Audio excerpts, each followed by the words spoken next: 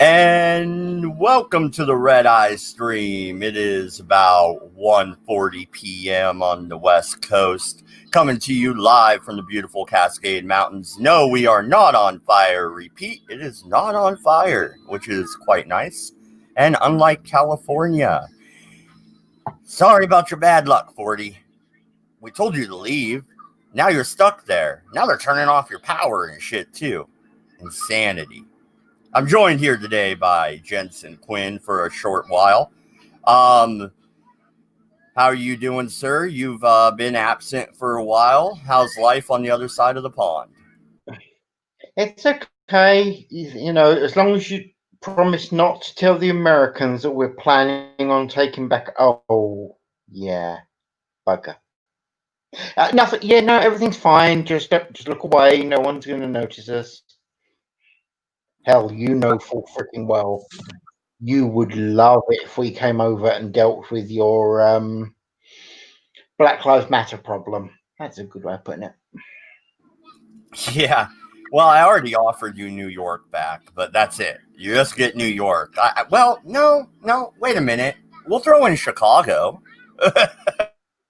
Throw in California and we'll consider it. You want? It's already on fire. That's a pretty good deal, right, Doku? Let's be fair, Jensen. You have your own problems to deal with before you're going to come over here and deal with Chicago. Yeah, he's right. We do. It's we'll get there. I tell you what. I know you like to take the Mickey out of Brexit, Dodge, but we will get there if we have to kill everybody to do it. Well, that's a perfect segue. Speaking of killing people. Okay. First story of the day is I'm going to go ahead and share the screen here. And there it is. All right. 2 men charged in the O2 killing of Run DMC star Jam Master Jay. Nearly 2 decades after the slaying of Run DMC star Jam Master Jay, federal prosecutors said Monday they have solved one of New York City's most enduring mysteries, charging 2 men from his neighborhood with murder and suggesting that the hip-hop artist, celebrated for his anti-drug stance, was ambushed over a coke deal. The suspects were identified in court papers as Ronald Washington, 56 years old, who is currently serving a federal prison sentence stemming from a string of robberies while on the run from police after Jay's O2 death, and Carl Jordan Jr., 36, who is also charged with engaging in a cocaine distribution conspiracy in 2017. Jason J. Mizell, known professionally as Jam Master Jay, formed Run DMC with Joseph Ron Simmons and Daryl DMC McDaniel in the early 80s. Together, they helped take hip-hop mainstream with hits like It's Tricky and the Aerosmith remake collab Walk This Way. Now, that was a good song. I don't care who you are. Walk This Way was good. Wow, we already got a super chat. Pinoy News. $5. Once England is a U.S. state, I'ma kick Jensen in the balls just so he knows his place. Oh, I don't know, man. You think he has like landmines and shit? At least that's what I heard. But no, Doku. What do you think? The guy that was famously anti-drug killed over a coke deal? Was he a hypocrite? Dude, let's be honest. You can be as anti-drug as you want, but when you're talking about a certain type of culture, a certain type of demographic, a certain type of location, if you're located in a certain type of city, you can try to avoid drugs all you want. It ain't gonna matter. It's gonna happen. I mean, are you really surprised? But Let's be completely honest. How long is it going to take before they accuse Trump of doing it? I mean, here's the thing. Like, again, I hate to propagate stereotypes, but I'm sorry, they exist for a reason. If you're in the inner city, if you're surrounded by, and you can disavow all you want, hey, by all means, be my guest. Disavow it all you want. But I'm sorry, when you're surrounded by that type of culture, the culture will come for you. Especially if you're the type of person that tries to distance themselves and they don't want anything to do with it. Especially if you're a public figure and you got money. It's just like Hollywood. There's no way that you're going to be a Hollywood movie star and you haven't done cocaine at least once. It's gonna happen, dude. I'm sorry. It sucks. It's a shitty reality to admit to, but it's the truth. Yeah, but here's the thing, man. One thing stands out to me and doesn't make a lot of sense, and that's Carl Jordan Jr., who is my age. I'll turn 36 in November, which means he was what, in 02, 17? I get it. Inner city culture. He probably was slinging drugs already. Probably had been since he was like 12. I get that. But you're 17 years old. You're in this culture, and someone comes up to you and goes, "You know what we're going to do, huh, little homie? Take this 9 and go shoot Jam Master Jay." What? I mean, one 17-year-old's like, "Yeah, I'm down. Let's go shoot Jam," one of the biggest fucking hip hop names ever. I can tell you exactly the type of 17-year-old that'd be willing to do that. Someone who's looking to make a name for himself. Agree. Of course you would. You'll be known as that. I'm going to use a Game of Thrones reference, and I don't care if that last season was god awful. This reference is a perfect one in this type of situation. When fucking Euron goes after fucking Jamie, I killed the Kingslayer. You're always gonna have that one prick who just wants to make a name for themselves. And I'm sorry, dude, it's a product of the culture. It's a product of that inner city drug slinging culture. And you're gonna have one person.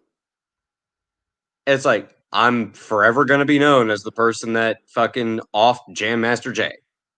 It's just the way it is. I hate to break it to you, but that's the reality of the situation. I would agree with him. But, and here's where I'm going to put a but on what you've been saying, Doku, all jokes aside. It's not like he's actually come out and told people. If the guy had, let people know about it, but kept his ID hidden, I could get it. It looks more like the rapper was in either A, the wrong area at the wrong time, which is possible, or B, he was in the wrong place, if you know what I mean. Oh, and also you don't know if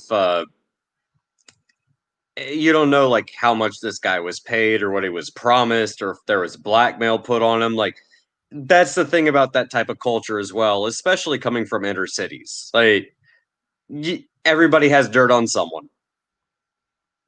Yeah, and the article goes on because they have to. Jay's death following the long unsolved slaying of rappers Tupac Shakur in Las Vegas in 96 and Christopher Biggie Smalls Wallace in Los Angeles in 97 shook the hip-hop world. Chuck D, a Public Enemy, compared his death to that of John Lennon. More than $60,000 in rewards were offered, but witnesses refused to come forward as the case just sat down and, went in the cold case files. Okay, so they bring up Biggie and Tupac. Why are they able to solve Jam Master Jay's murder, but Vegas, do you think they even give a shit about Pac's death anymore? I don't think they're looking into that shit. And their word is that some fucking Crips actually went to Vegas and offed Pac, and it was a East Coast West Coast thing that happened, but no one really knows because the guy was never caught. I'm willing to accept that. Actually, it look, your man died. Okay, it is what it is. Don't I know that you like to do the rapping and whatnot, but like it or not, your man died. It is what it is. For all you know, he dealt with the wrong people and they got rid of him. That's all I'm gonna say. MC. Only Kamala is interested in Tupac. Uh, I've told you, MC, it's pronounced camel toe. All right, I'll stop sharing this screen. And this next one, I don't know why. This story just popped in my head because I was watching AP last night. I was watching the Blunt stream. And he put up this video, right, of this fucking hoe bitch in an interview. And she won't say which basketball team. But supposedly, after a NBA game, she found herself in the hotel room with 7 NBA players, and she blew them all 7 of them in a row. And the interview guy, he asked the hard hitting questions. We all needed the answer to this, right? He goes, "What'd you do with the nut?" She goes, "I swallowed." He's like, "All of it?" She's like, "Yep." Damn. I'm sorry, Doku, but I've just got to say, I'm going to remind you about. There's quite a few people in the 80s. I think it was Mark Almond was known for this. I think he had 6 pints of male semen pumped from his stomach. 6 fucking pints. just oh no, we we go from unsolved murders of rap stars to this. Hey, All right. we got to talk about hoes every once in a while on the Redeye. Come on, I can't let AP have all the fun. Just damn. Was I not meant to mention what I did? You know, it just seems a little bit. Oh, God. Nice, MC. Why are you still talking about Kamala, man? Oh, now that is something I didn't want in my head. You should have sent him that picture before he started, Doku. You really should. It would have made Mad never want to do this show ever again. I should have, but you know what? MC might have to quit his job and become a prosecutor. Oh my God, that's a terrifying thought. But okay, Doku, tell me I'm wrong. The way she's holding that O, it does look suspect, doesn't it? I will neither confirm nor deny. Okay, fair point. But You the got only other thing I have to say about this hose situation is, you know, hoes are going to be hoes. But those guys they play for the NBA. What, y'all have to share everything? You motherfuckers are going to get COVID.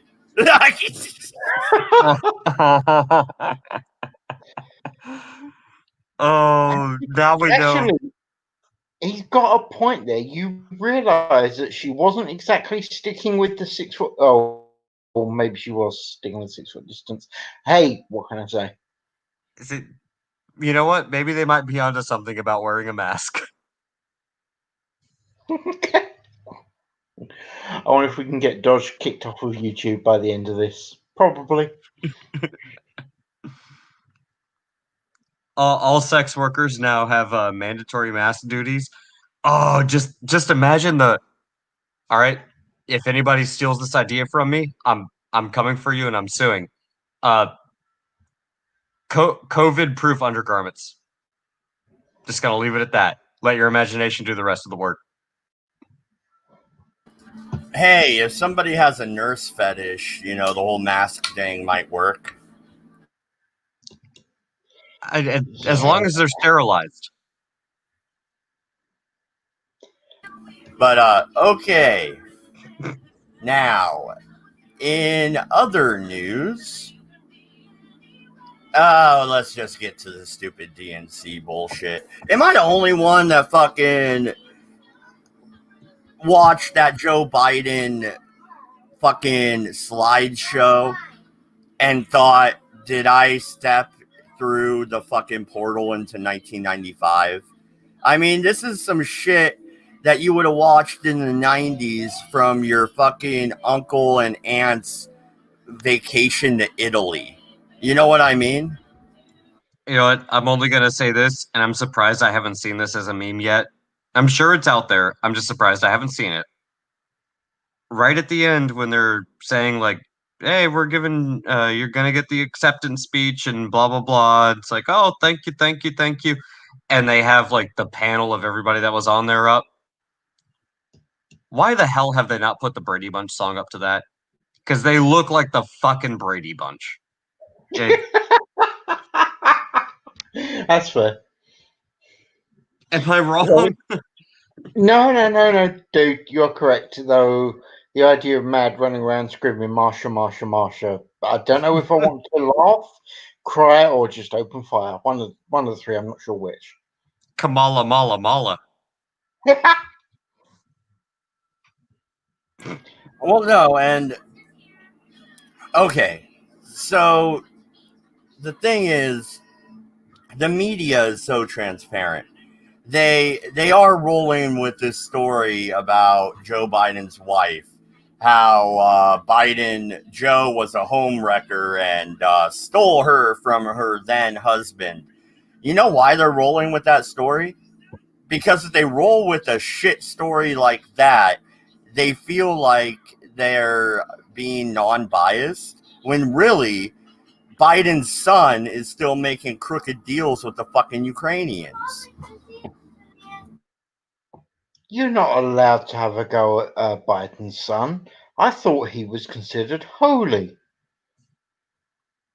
When the hunter becomes the hunted. I'm so glad someone got that. Hey, MC, are you going to heckle from the chat or are you going to jump in? You got something to say? Come say it. I dare you. I ain't scared of you. Well, no, there's two things that need to be said about this. Aside from, I refuse to talk about that epically cringy fucking video. We're not talking about the music video. We're not talking about High School Musical Democratic National Convention edition. No. We're going to ignore that and pretend it didn't happen. But, Jensen, I know this is your favorite. Mm-hmm. The Native American Caucus. Oh, that, yes. I do hope it went well. It's not like they had anybody in there that could be, oh, I don't know, questionable. They're all true American Indians, and it'll be best if nobody questioned it. Isn't that right? She's whiter than I am. Yeah, and I'm fucking. I have a new name, Chief Count White Money. That's a. In all fairness, I suppose we could call her,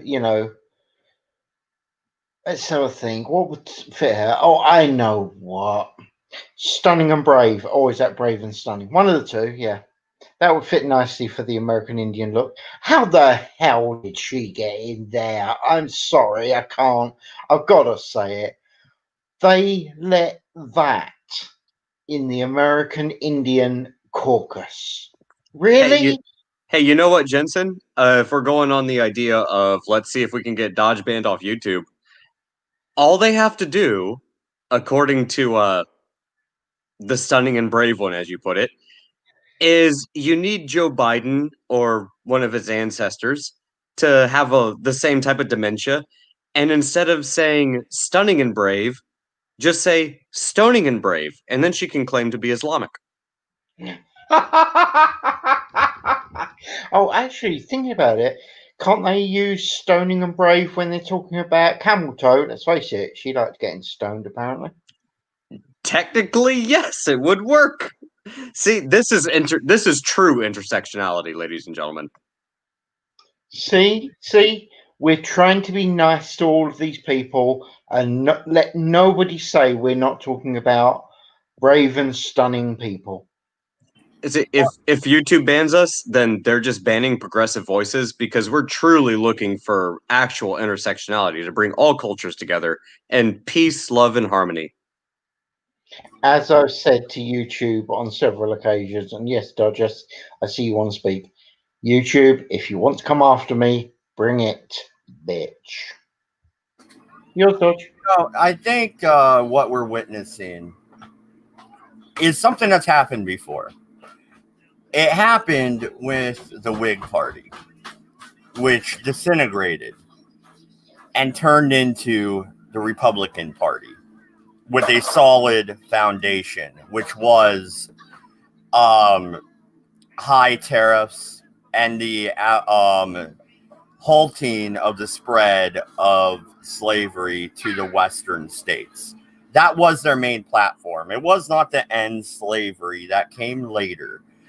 That their main platform was infrastructure, and to fund that, they wanted to raise tariffs and they wanted to halt the expansion of slavery into the new territories. We're witnessing that with the Democratic Party, but it's going the other way around. They are disintegrating, and the progressive wing, the radical wing of the party, is taking over. And they are insane in more ways than one. But the main way that they're insane is they want the segregation that we fought so hard to end. They want to bring it back, but they want to do it South African style, where instead of being equal, you take what was upper class, put them to the bottom, and put the bottom to the top.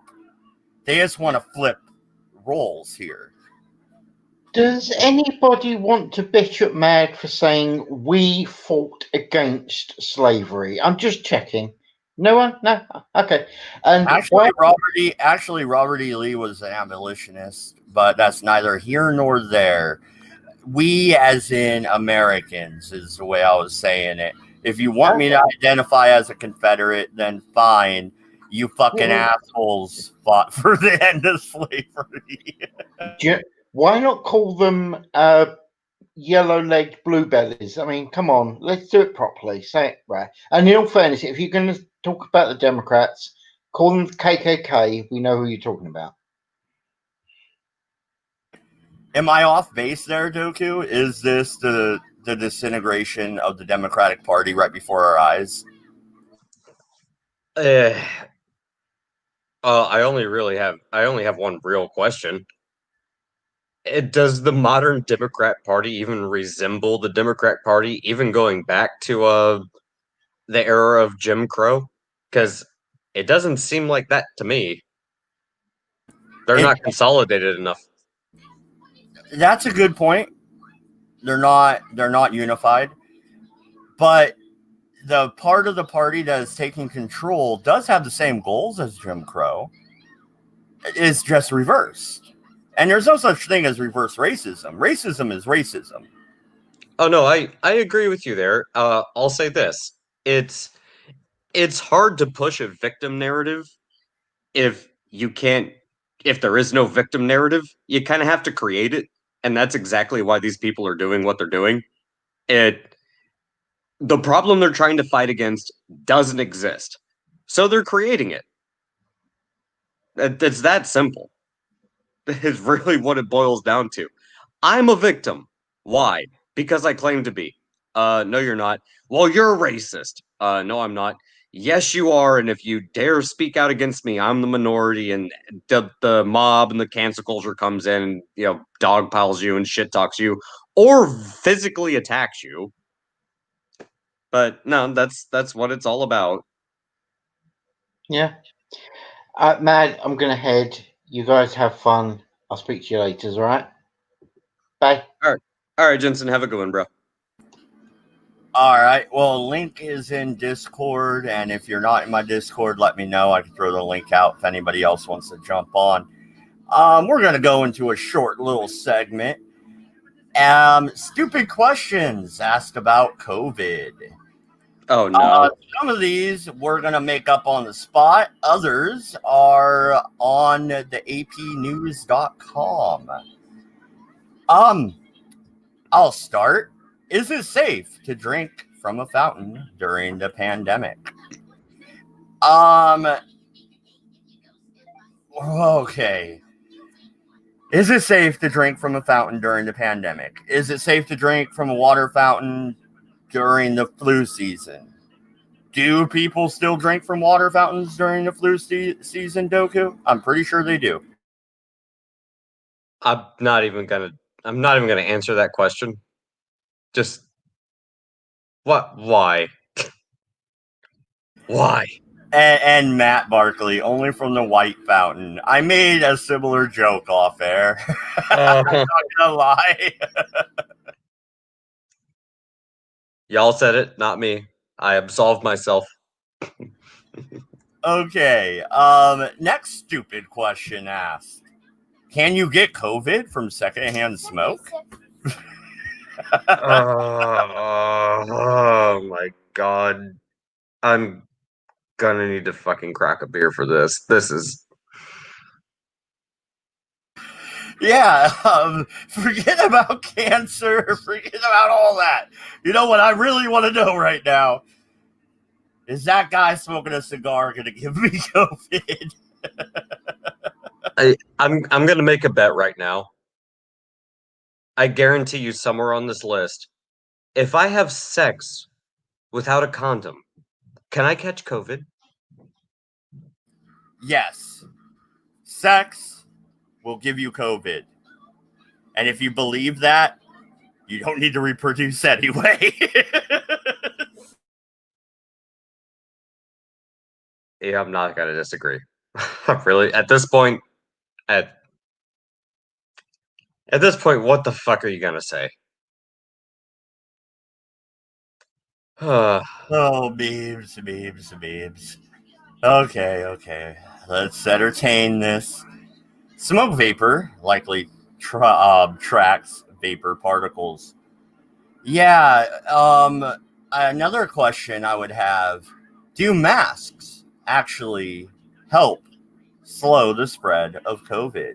Answer, no. And I'll tell you why. Okay, they came out with a new study on the masks. It turns out breathing through this mask, which half the time is not properly put on, half the time is not washed, half the time it's already dirty. It's just not good already that you're wearing the mask. Then you breathe through the mask. The mask is not completely sealed. It is not an enclosed environment. So the particles go through the mask and get even smaller. So now they could fit through someone else's mask and get them infected. So it's actually making it spread faster and worse. And by the way, the fact that the states are saying you don't really need a mask, just put on a bandana, should tell you that this isn't about safety. Well, also when you have a mask on and you're breathing through it, those particulates get stopped. They also get stuck in the mask, and you continue to breathe through it. So, yeah, you're not breathing it out like 10, 13 feet, but you're now you're a walking tiny little concealed cloud of germ. So, yeah, it's really not doing you any good. Hashtag wash your mask. Hashtag wash your ass. Tariq. Oh, God, we just had to go with fucking Tariq Nasheed. We was Kangs. We was coughs and shit. Oh, man. You got any stupid questions asked about COVID? Come on, you can come up with one. No, I can't because all the good ones have already been asked and they're serious. Hey, I can't one up the stupidity that has already been given to us. Well, sticking with the COVID theme, Canadian Football League, the football league nobody really cares about, has decided to cancel the season, and it's just in. We still don't care. Is there a follow up to that, or No, I mean, the sports leagues shutting down, but the movie theaters are reopening. Whoa, it just seems like everybody is so confused. They just don't know what to do. They're like, okay, we really know this is bullshit. We just want to open everything back up. But if we do that and then something bad happens, we could get sued. So let's just cancel 2020 for good. I mean, it seems to be their go-to. I'll be honest, I don't care about either of them. Let them keep the movie theaters shut down. Let Major League Baseball, let football, let basketball, let it all just shut down. I don't care. I have better things to do with my time. I I have hit full on fuck it mode. I give no shits. Yeah, well, I like my baseball, and it's really pathetic to watch the Dodgers play in what would normally be a sold out stadium, and they have cardboard cutouts in the stands and cheering over the loudspeaker like it's a fucking rerun of I Love Lucy. All right, you know what? I'll give the reason as to why I give no shits. It Do I like watching sports? Yes, I like escapism as much as the next person. You know, the one thing I don't like is being fucking preached to while they pander to another demographic that fucking shits and spits on me at every given opportunity. I don't care about these people anymore. And it's not because do I seek escapism from the real world. It's nice. It really is. I don't want to constantly have to live in the ever living epic ongoing stupidity that has been this year.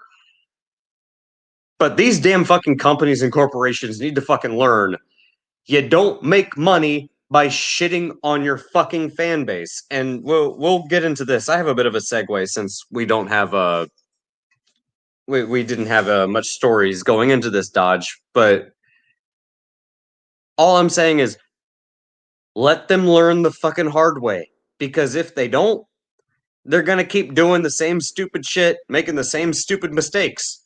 So by all means, pander. Embrace tokenism. Be my guest. But don't come complaining to me saying you're a toxic fan and you're this and you're that and you're some sort of ist and ism because you're not buying our product. I'm not buying your product for one simple reason. You're not entertaining me. It's kind of like the whole thing behind the I'm not going to jump into that now. If you're providing a product, don't shit talk the fans for not enjoying your product. I'm the one who's paying you money. It's not the other way around. Yeah, I totally understand. It's just, actually, I'm reading the chat here. That's why I paused. Memes says, let's get the nation to split itself via conflict. Let people's ID take over because making fun of people is fun.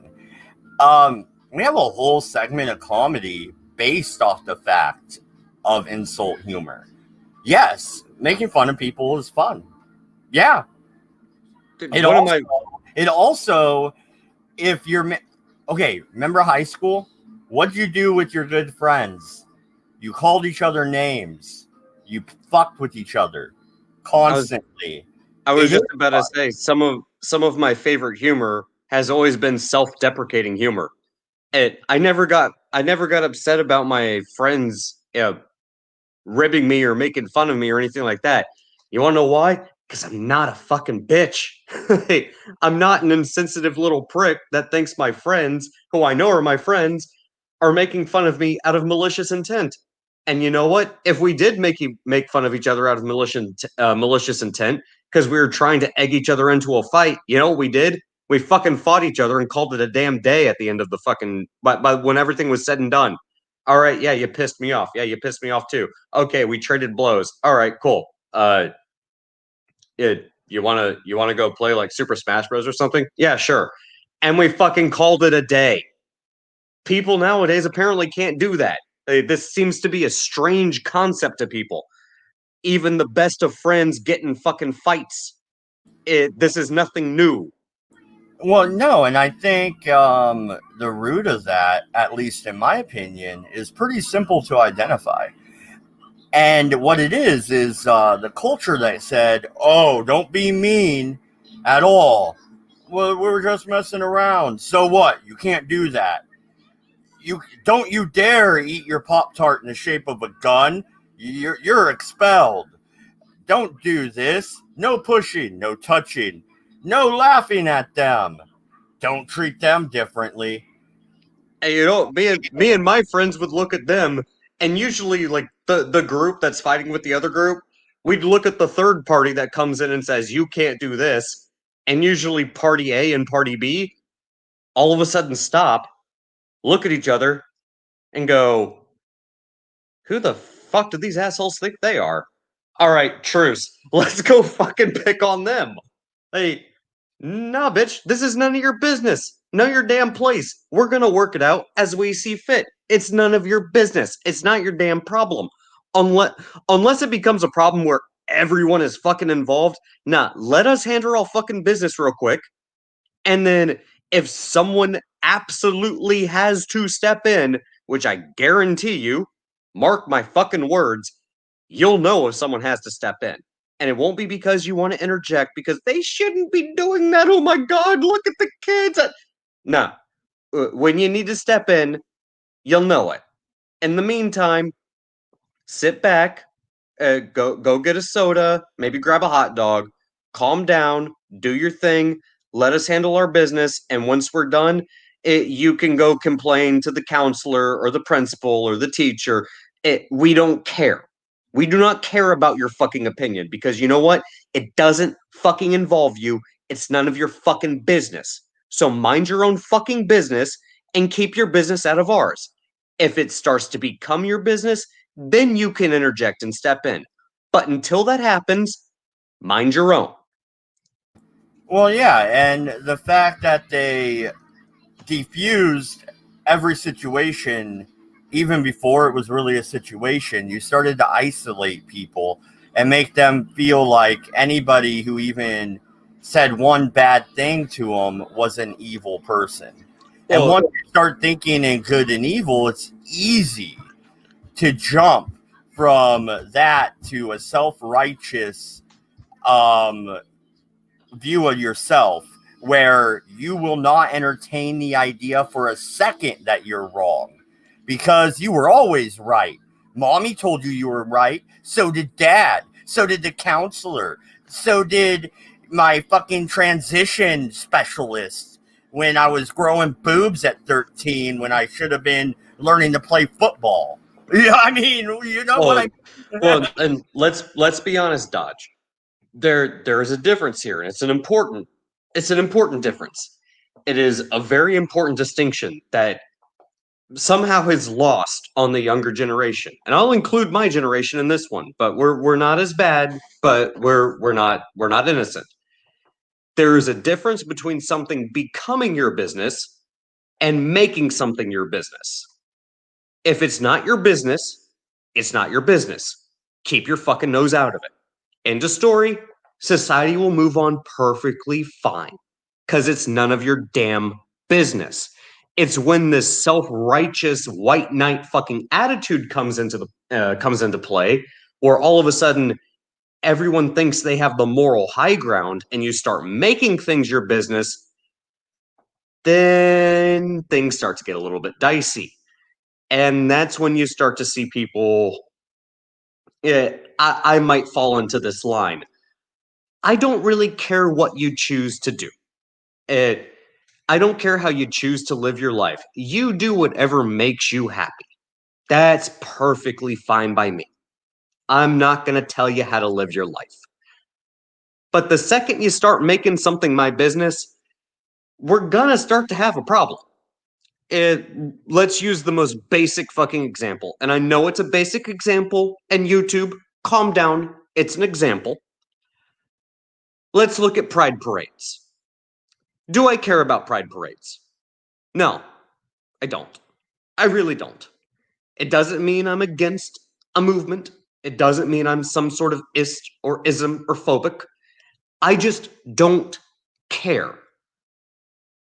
It's the second that you start interjecting your ideology onto me because you think I should care, now you're making it my business. And that's when I start to have an issue. Because I don't give a damn. Why are you making it my business?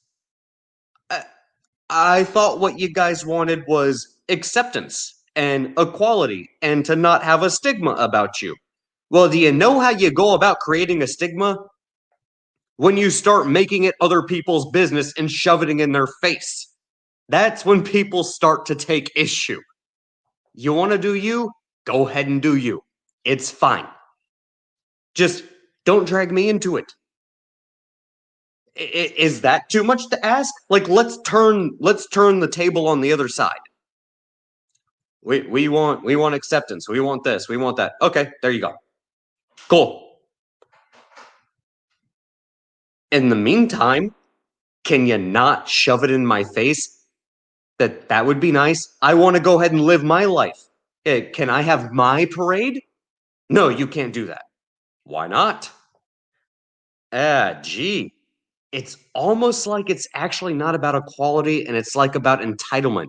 And it's because you're all insecure children.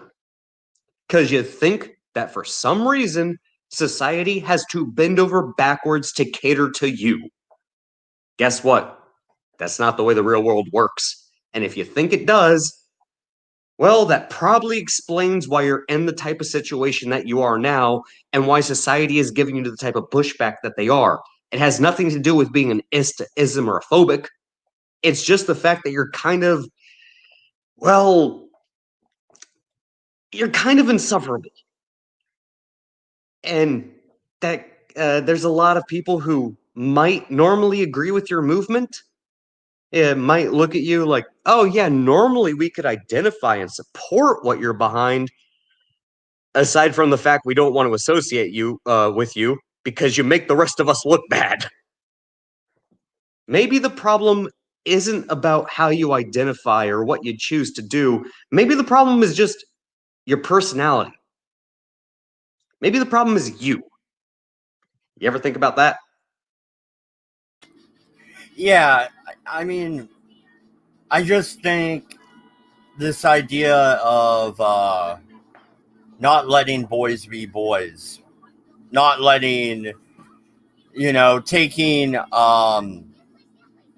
some schools took wrestling out. It was too violent. Name me one school that actually has boxing at all. Dodge, let's be honest. They took out doing sit-ups because, it hurt the students' back. It's like, well, what about the pads? Nope, you got to do away with it for everyone. It's either all inclusive or not inclusive.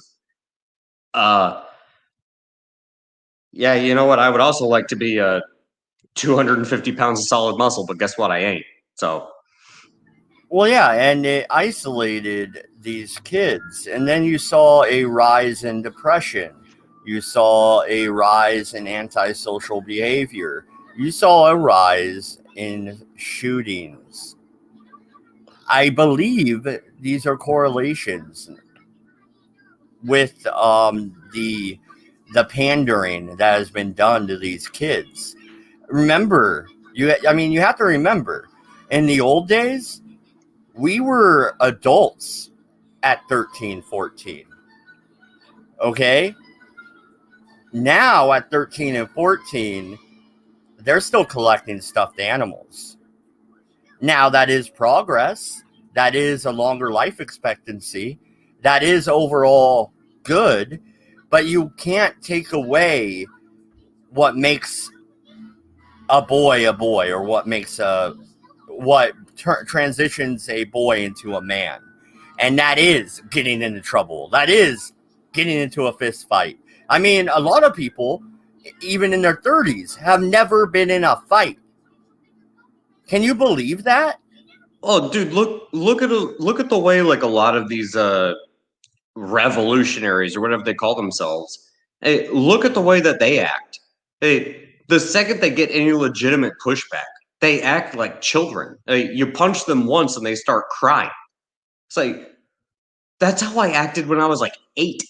Hey, like the last time I got in a fight, it like I got stabbed the last time I got in a fight. You know what I did?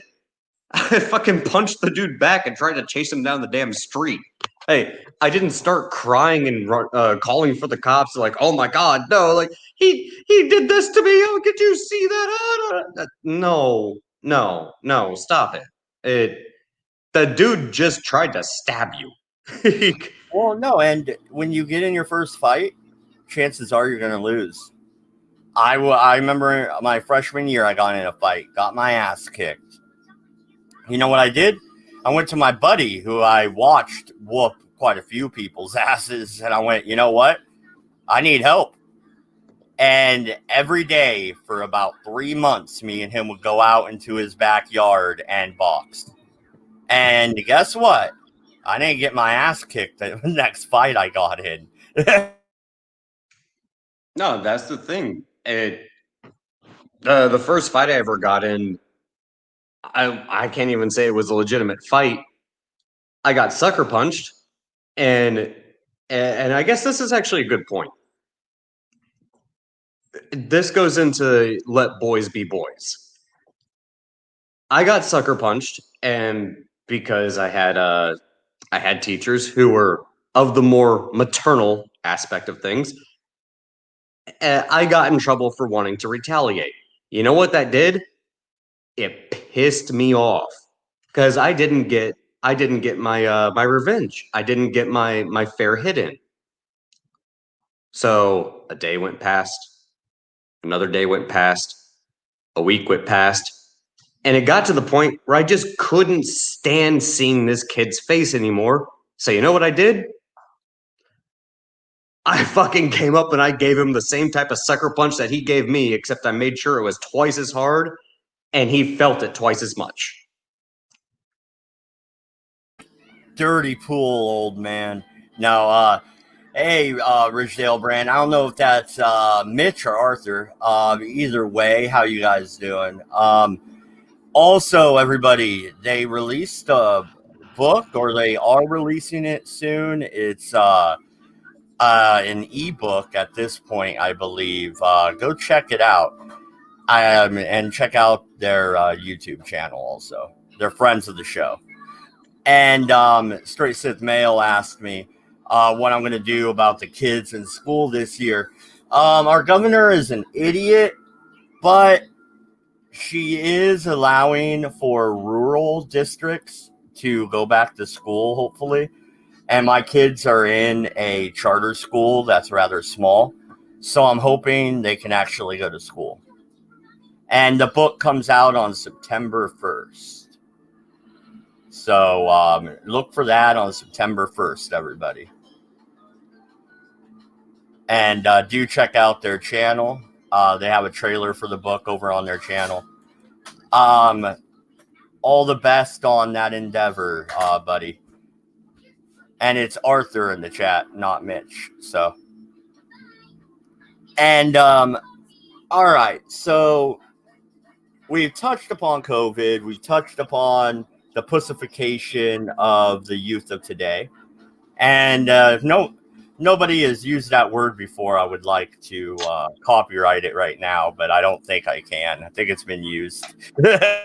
It's been used. It indeed has.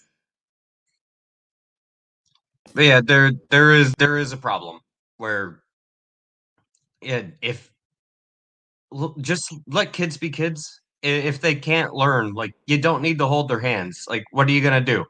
At what point do you let go? I don't know. I know my boys know how to fight and shoot guns, and the girls know how to fight and shoot guns. I know what I'm doing as a parent. I don't know what these other parents are doing, especially here on the left coast. It is what it is. I mean, you do have the rural areas of California, Oregon, Washington, and pretty much the entirety of Idaho and Nevada who are all pro Second, First, and many other amendments. But you do have the population dense centers. But the good part about this riot, at least, is it's gone on so long now that people are going to leave these big cities, which means that voting demographic that was concentrated and controlled the state of Oregon is now going to dissipate. And as it spreads out and dissipates, it's going to move into right-leaning districts. So their voice will now be muffled to the rest of the state finally. As long as they don't do it in large numbers and start turning areas that normally would be the counterbalance to this nonsense, as long as that doesn't happen, I'm fine. And you're gonna find this because it's already starting to happen. I've heard it from family members where inner city people who are either they were young but not young now, but they have enough money to buy like a second house or like start to move out. They move out and they start buying second houses or like their first house, and they start slowly changing demographics from solid A to solid B. They're seeing a lot of pushback, and they're like, "Oh my god, it's they actually are intolerant and this and that." It's like, no, no, they're not. They just don't agree with you, and they don't like the fact that you're changing the demographic within their community, and it has nothing to do with that ethnicity, has nothing to do with religion, like none of these fucking progressive stack buzzwords they like to do. It's just you're the outsider. You don't like the same type of crap that these people talk about. How obnoxious would it be for me to come in being the 1 out of 10 and saying, nope, all of you 9 out of 10, you're just backwards. You're just hicks. You're just this and that. You need to think like I do. No, I don't. The only reason you're here is because you want to get away from the crap hole that you came from. Well, yeah, and my thought was the voting base, since it is still in Oregon and they're going to end up spreading out throughout Oregon, would water down that base and make it a less potent poison, so to say. You and Arthur are bringing up good points, so they can all move together in mass and take over an area and still be a problem. That is totally true. And your point about new people moving into like rural communities. I mean, look at it this way. When I got back from Louisiana, the COVID thing had really ramped up in Oregon and everything was selling out in town. Up here at the stores, up here for the locals, They had shit hidden behind the counter for only locals. No joke. Like, my wife would walk in and she's like, "What? There's no bread or this?" They're like, "Oh, you're a local. There's bread." I mean, we were hiding shit from the city folks. Oh, dude, that's what you'll see. Like, oh, well, we're here on vacation, or this is our second home. Like, okay, cool. Here's your candy bar. Here's your pop. Uh, but bugger off now. Like, oh well, why don't I have Wi-Fi access? Have you looked around? It You want Wi-Fi access? Drive 20 minutes down the road, and then you'll see, the actual town. That's where you get your Wi-Fi access. There's no Starbucks here. It's all local family-owned areas. Uh, you want Wi-Fi? Buy a house and then contact your local service provider and then get your shit set up. You're not living in the city. Have you ever split wood before? You haven't?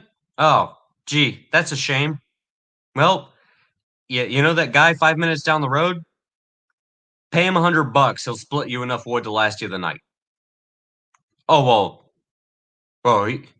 What about the natural gas?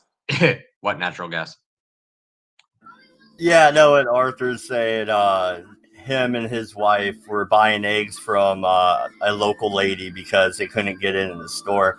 Yeah, I know. We have farms up here and stuff too. I just thought it was funny though because yeah, I'm no longer worried about zombie apocalypse. But the locals already proved to me shit gets bad, we will just roadblock and we might hate each other. We'll deal with that ourselves, but you ain't getting in here. Well, and that's because a lot of the people that are trying to move out of these cities, they don't understand the communities that they're moving to. They think it's going to be the white picket fence suburbs. No, those are still largely, for better or worse, relatively part of the city. I mean, hell, dude, I live outside of DC, and you would consider this area a suburb. It's still blue, and I guarantee you, with the exception of one of my neighbors, not a damn one of these fucking idiots knows how to use a fucking table saw. Hey, Oh man, like that reminds me, I got a table saw just sitting in my shed. It works and everything. I just don't have nowhere to put it, so it's stored away. I should just sell that son of a bitch. well, dude, again, it is like these people can't do their own landscaping. They couldn't grow a fucking tomato plant if they tried. It, if they want to, if like the fence breaks down and they hire someone to replace the entire damn fence, it they don't know what the hell they're doing. The only thing they have is they have a shit ton of money and they don't know what to do with it. And the only reason they have a crap ton of money is because the majority of these people's jobs are funded by people who pay fucking taxes. But they don't know jack shit about how to actually just do shit for themselves. They are reliant upon everyone else. And they're no better than a career politician. Yeah, well, and I don't know why, but I kind of want to go back to COVID a little bit. Um, in the chat, I gotta scroll up. Carl brought up a good point, and it was a while ago. Give me a second. Okay, talked about COVID, the 2 strains that cause colds, the 5 that cause flu, or this new one. They all test positive for the antibodies. Yeah, the test really isn't accurate. They're basing everything off of a test that tests if you're immune or not, really. And since when is being immune to something a bad thing? Usually you want antibodies to viruses in your system. Why is that bad? I don't understand that. And also, here's a question. Are they going to cancel Halloween? What about Thanksgiving?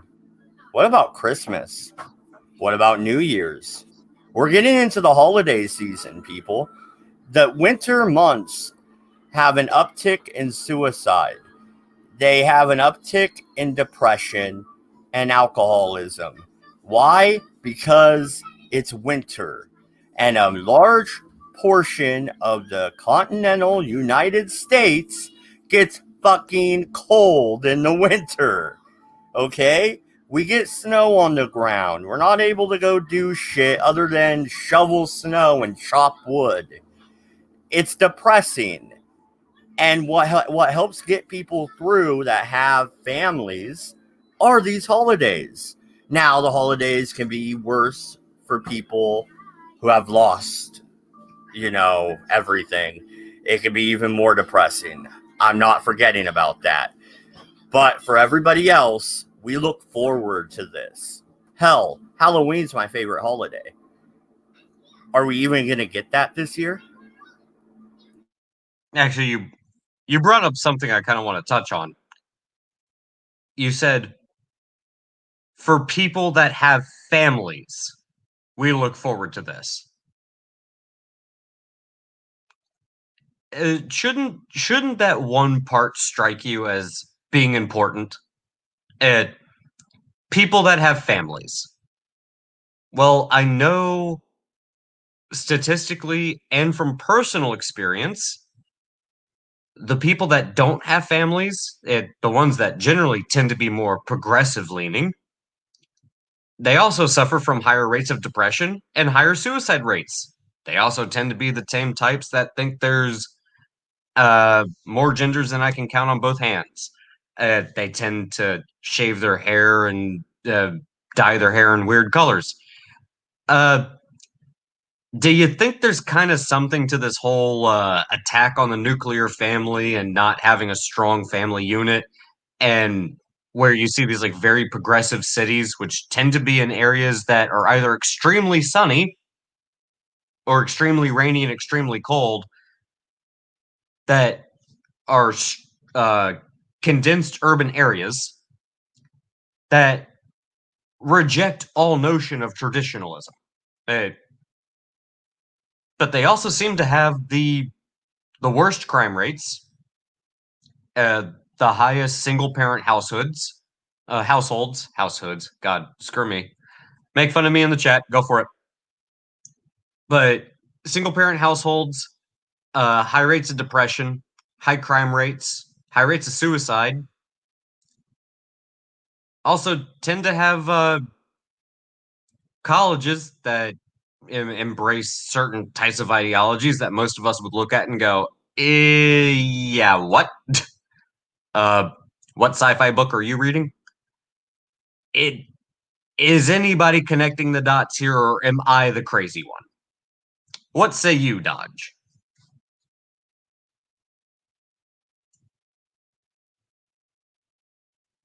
Yeah, sorry about that. I had to get up and grab something to drink. No, you're on point, and Arthur in the chat is agreeing. He's pointing out. Have you read 1984? Orwell pointed this out 100 years ago. Um, that brings up a good point. I kind of wanted to discuss this on air a few days ago, but we never ended up doing it. Remember our talk about Animal Farm? Yeah, that's kind of why I wanted to bring it up. For that reason, this whole idea that there's toxic masculinity. You know, masculinity is bad, and you can't let women be nurturing. You can't let them be stay-at-home moms and take care of the children. You can't let the guy be the breadwinner. That's all bad. You can't have the nuclear family. Everybody needs to go out and be their own person. Like it. Just think about it from, and I'll just get down to the brass tacks of this. If you think about how we are as a species, and ironically enough, the progressives should actually agree with me on this one, especially the ones that like to do the soft sciences.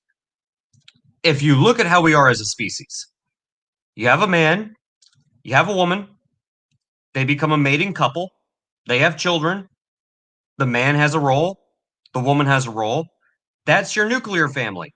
Expand that a little bit larger. Society has a role for men and women.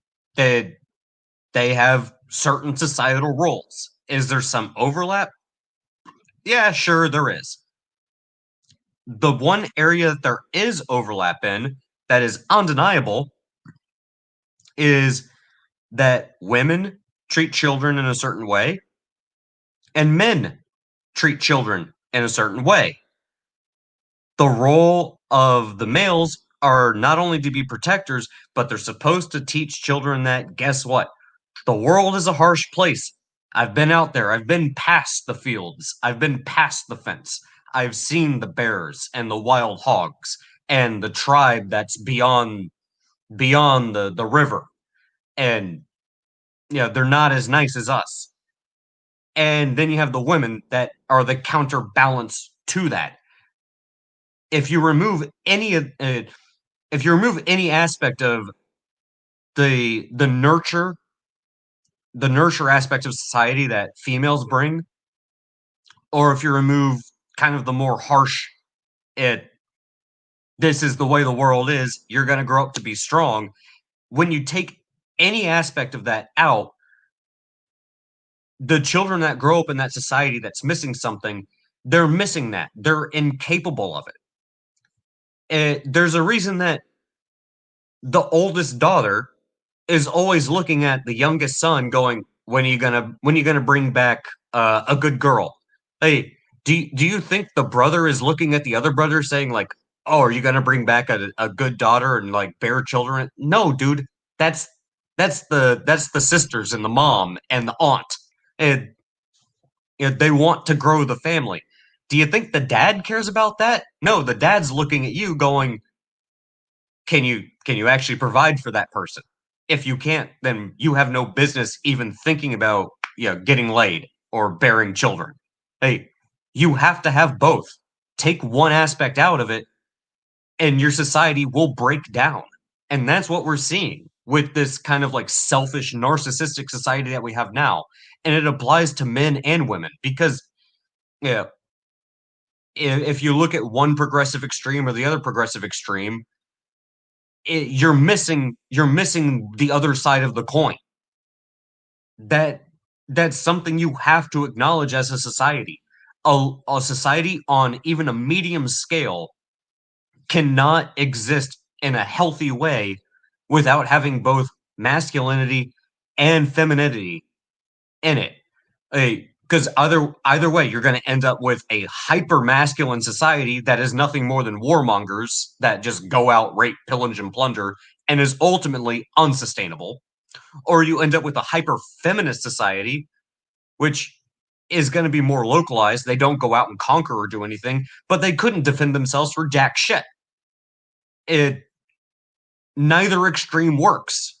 And that's where this Marxist idea of everyone's going to go out and be their own strong independent person and they don't have to rely on anyone else, and this idea of being masculine or feminine, like that's just nonsense. Biology doesn't matter. You can go out and do whatever, like the world is your oyster. It's all just a social construct, and the lollipop king exists. Let's all worship him and live in perfect candy land. Wrong.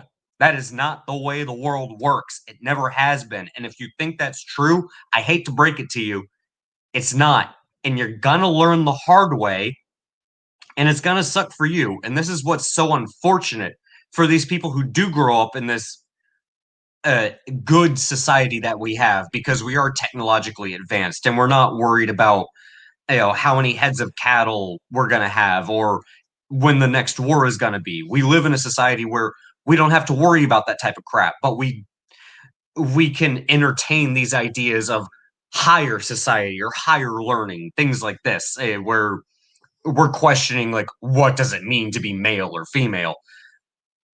You're privileged to the point where you don't have to worry about how are you going to feed yourself, or if the next tribe over is going to come and take your women and your bloodline is going to die out. You don't have to worry about that type of crap.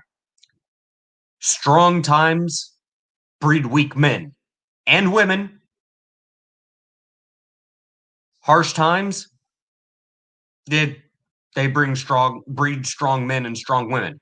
You cannot get past that fact. And the fact that we've gone so long without having someone having to sit down and put your esoteric, high in the cloud, highbrow, ivory tower bullshit aside and get down to the brass tacks of fucking reality is the reason that we have kids running around who can't figure out what gender they are because they can't look between their legs because they think it's a social construct. I'll tell you this much. There's only one social construct in this world. Can you feed yourself? Can you survive? It doesn't matter if you're a man or a woman. If you can't survive, if you can't feed yourself, if you can't take care of your children, society has no place for you. Give it enough time. And we're seeing it now. These children cannot feed themselves. And they're my age. I'm 30 fucking years old, and these kids still can't figure out how to feed themselves. That's a problem. Well, no, and that thing, to go back towards Animal House here, that allegory for communism really worked, especially the way they divided the animals amongst themselves. Well, and again, that's exactly the way the way a Marxist communist society works. Is you don't work in tandem. When you divide a society where all of this type of individual works in this aspect of society, but you're isolated to that. Like all the sheep are over here, all the chickens are over here, all the goats are over here, the horses and the donkeys, yeah, they're kind of the same, but they're still separated. The pigs are over here. You don't allow the society to function in a way that others' strengths benefit off the weaknesses of others, because for every strength you have a weakness. That weakness can be supplemented and therefore brought up and turned into a strength if you have the right person there with you. That's the reason in Animal Farm, the donkey and the horse were always working together. And they did that because they're beneficial to the sheep, because you know where the sheep get their fucking food from? The donkey. Well, no, and the aspect I would like to explore, at least for today, is the aspect of Snowball and Napoleon, the two pigs. One is supposed to be Stalin. The other is supposed to be Solinsky, right? Or Trotsky. Snowball, Coffee. yeah, Snowball is supposed to be Trotsky, and Napoleon is Stalin. And they start off working together until Napoleon notices Snowball. They seem to love him more. We can't have that now, can we? That's because Napoleon, if you look at the pigs, there was at the beginning of the book, there's the elder pig that says like, oh, all animals in an idealistic communist society, all animals work together knowing that they have their place in society. They should be happy with their place in society and never try to break out of that, but also never segregate. And that's the issue with communist societies, is they always end up segregating because everybody wants to be better. It ignores human nature and ambition, but I won't get on that tangent. The problem that you get with Snowball and Napoleon is Snowball is that linchpin that still holds that ideology together, where all the animals are working in tandem for the better good. It's not about me. It's not about the individual. It's about the betterment of the community. And as long as the community grows, everybody grows. Rising tide raises all ships. And normally that would work in theory, except you're always going to have your Napoleon. And Napoleon is the character who is not the smartest, not the strongest, not the most popular, but Snowball has a certain amount of authority, a certain amount of force, or as we would call it, ambition. And Snowball's ambition is fuck your equality. I'm better than you. Napoleon, not Snowball. Snowball was the one that ends up getting ran out. No, yeah, I'm talking about Napoleon here. Snowball was the linchpin of, equality. Napoleon saw Snowball as that threat because Napoleon was the ambitious one. So what does Napoleon do? He runs out Snowball. And what does that do?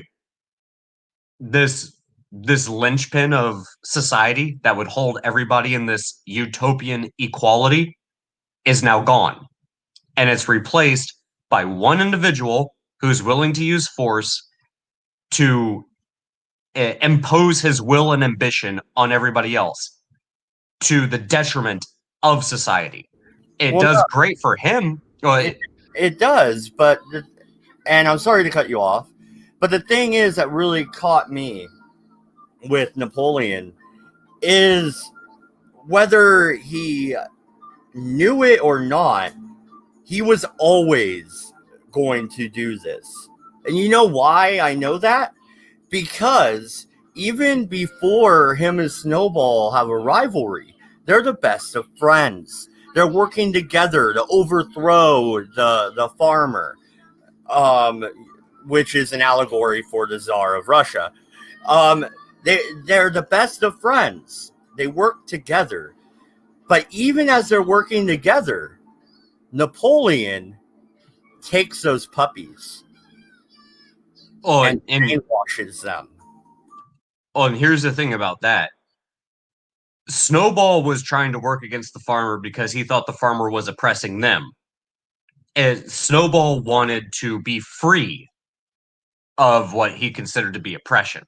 And at the time, Napoleon agreed. But you do notice in the beginning of the book, Napoleon's ambition was not the same as Snowball's. Snowball's ambition was humble. Napoleon's ambition was he wanted to be the farmer. His ambition was bred of greed.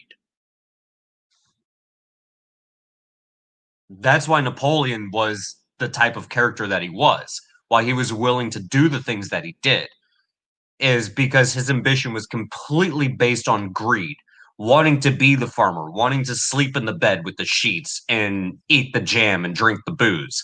He wanted to be the aristocrat. He was that he was driven by envy, jealousy, and ultimately hatred.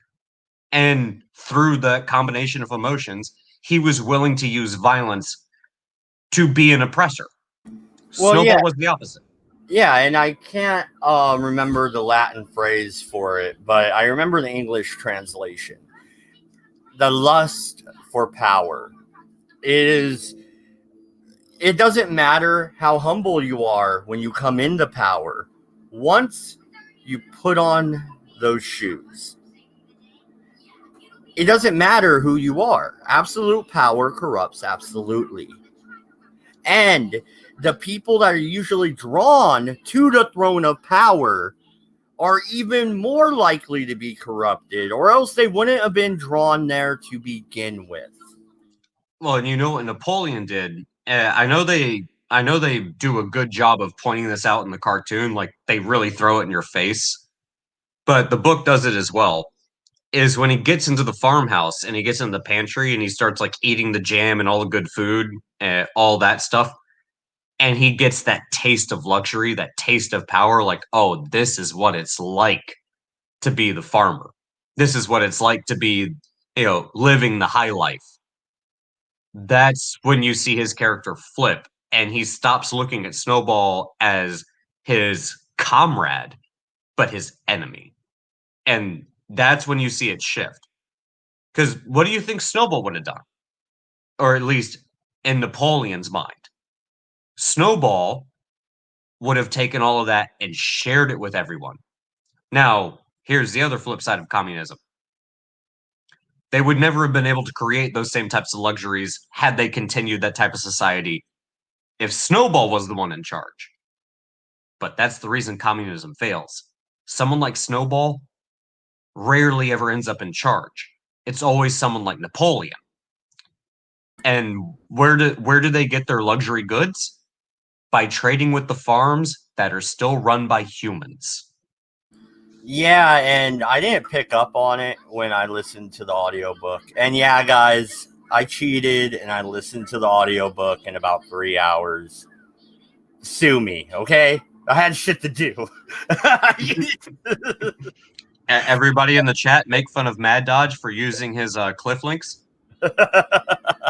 Hey, fuck you, Dark. Cliff notes. Yeah, Mad Dodge is now officially the cliff notes of Orwellian texts. God damn it, you are a fucking Dark. I'm the Napoleon to your Snowball. But the thing is, the other farms are allegories. Okay, so the farm that Snowball runs off to, right? It's supposed to be Germany. Okay? The totalitarian farm where the farmer is just well, he's Hitler. I mean, there's no other way around it. And then the other farm is supposed to be the British in the United States. I didn't get that from my from listening to it until I read the cliff notes and it brought up those allegories. I was like, interesting.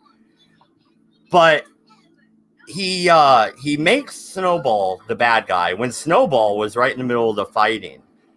And he admits that at first. But then as time goes on and the animals die and the new animals are born, the story starts to shift, doesn't it? Remember that injury Snowball had from the farmer no longer came from the farmer. It came from Napoleon because Snowball was on the farmer's side. And nobody other than the old animals are around to contradict that. And then the older animals are like, well, he wouldn't lie. Our memory must be bad. That's the thing you start to notice, like, as the story progresses, those farms that initially rejected what is essentially the allegory for communism in Animal Farm, those farms that initially rejected that as they tried to spread their message, or like halfway through the book, well, you give them enough time, and as it starts spreading and things actually start, you know, degrading, well, you have Napoleon over here who is now appealing to it happens in 3 ways, so I'll just go ahead and break it down. The initial farm destabilizes the outlying regions. The outlying regions, as they break down, it makes it more difficult to do trade. It starts breaking down the structure of society, not just within the farm, but the outlying regions themselves, because it becomes more difficult to do trade. But what does end up happening is warfare increases. And as warfare increases, the populations, the animals of these farms become more and more disparaged. And that starts making the ideology of Animal Farm, i.e. communism, look more and more appealing. And as that starts to happen, given enough generations, well, the older animals that realize that's the root cause of this disparagement, of this poverty, they either get sent off to the glue factory or they die off or they're ostracized. And the newer generation of animals come up thinking that, well, no, it must have been the farmers that were the bad guys. It couldn't have been the animals. They're one of us. They're our comrades. And it starts growing and growing and expanding until it hits the point where there's no farmers left. And all of the farms that go along with the communist ideology, the Animal Farm ideology, end up breaking down, but they end up completely disparaged. The old have been shipped off completely. The young are starving. And you're left with what? The Napoleons, the pigs, who are secretly doing business with the farms that are, ironically enough, still run by humans which is also the allegory for unbridled capitalism.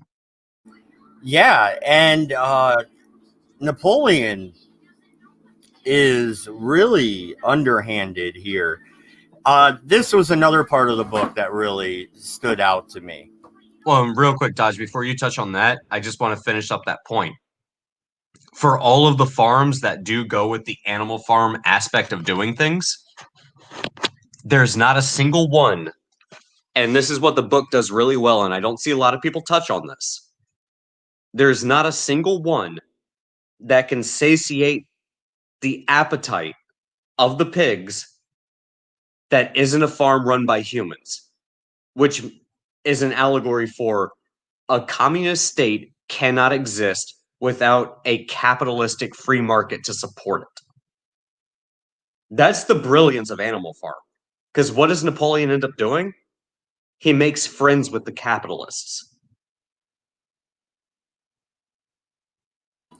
Yeah. And part of the way he controls his farm, Napoleon that is this idea of the windmill. We're going to power electricity with the windmill. It takes them like 4 years to build this windmill and to get it working. First, it's pretty much done. I think Napoleon destroyed it. They don't outright say it, but it gets destroyed, and he blames Snowball. Snowball must have snuck in and sabotaged the windmill. And he uses Oinker to do it. He basically he essentially gives Oinker orders to go destroy the windmill before its completion, and that's also the same time when was it the goat? I think it was the goat that went to go try to stop it from getting destroyed. Oh, I think so, and I just want to say hi to Pete from Creepy Little Book in the chat. How you doing, man?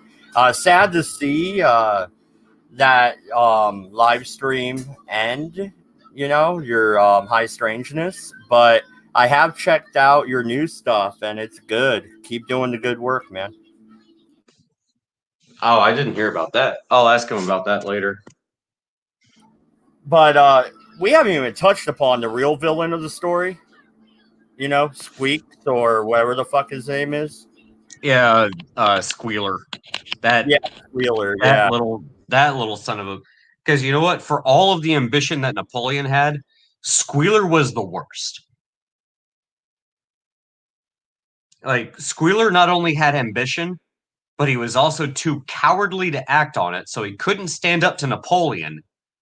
But he also had enough support that he was more than willing to put everyone else down because he knew he had Napoleon backing him up. Squealer is arguably the worst thing. For every dictator that's out there, they're nothing without someone who's willing to carry out their totalitarian, authoritarian, tyrannical reign and order. Because if Squealer was gone, dude, the rest of the animals would just kicked out Napoleon and sided with Snowball, and it would have been a day.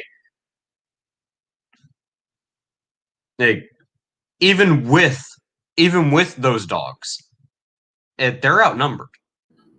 Yeah, no, and Matt's laughing at me because I said squeak. It says Squealer. Yeah, hey, I can't always be right, okay?